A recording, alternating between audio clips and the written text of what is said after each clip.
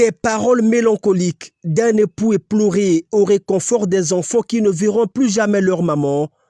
Sous le ciel qui s'est assombri sur nous, Laetitia. Ton silence est une brisure. Non, Laetitia. Cette date sera désormais la date de renaissance de cette famille. J'en suis sûre, papa. Que l'Éternel est éternellement son âme. Comme une étoile, maman Letty a prié. Comme un éclair, elle a disparu. Fortifiez-vous et prenez courage. C'est avec des larmes aux yeux que l'auteur et ce public ont suivi cette présentation scénique. Des moments émouvants à l'occasion de la présentation de ce livre atypique intitulé « Dialogue silencieux avec mon épouse ». Un hommage à sa regrettée Laetitia, dans lequel Gisèle Thierry Maguessa Ebomé, l'auteur, nous dévoile ses pires moments de solitude à la mort de sa femme, quand il lui était interdit selon la tradition, ni de parler, ni de recevoir des visiteurs. C'est en ces moments-là, retranché dans sa chambre de veuvage, qu'il conversait avec sa Laetitia. Je l'écrivais pour dire entre 23h et 2h. Et c'est à cette heure-là qu'on retirait les enfants de mon lit de veuvage pour les ramener où ils devraient dormir.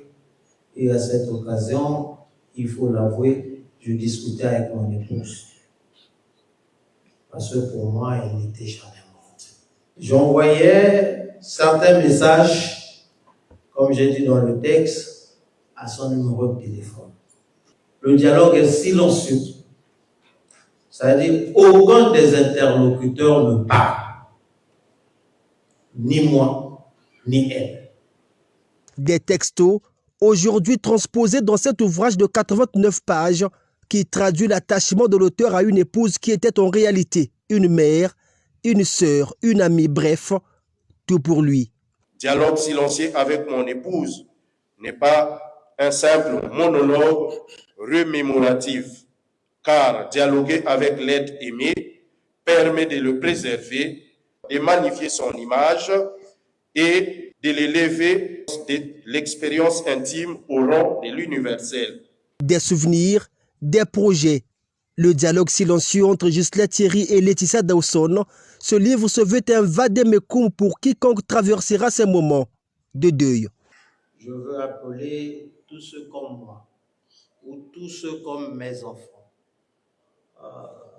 traversent cette épreuve, ou traverseront cette épreuve, de trouver ici quelques textes qui peuvent les réconforter.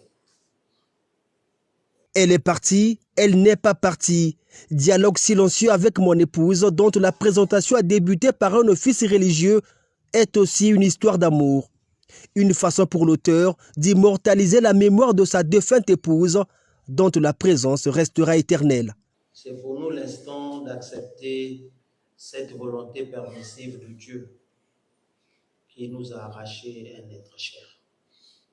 Le temps du deuil, le temps de refaire à vivre, dans le silence et dans la sagesse.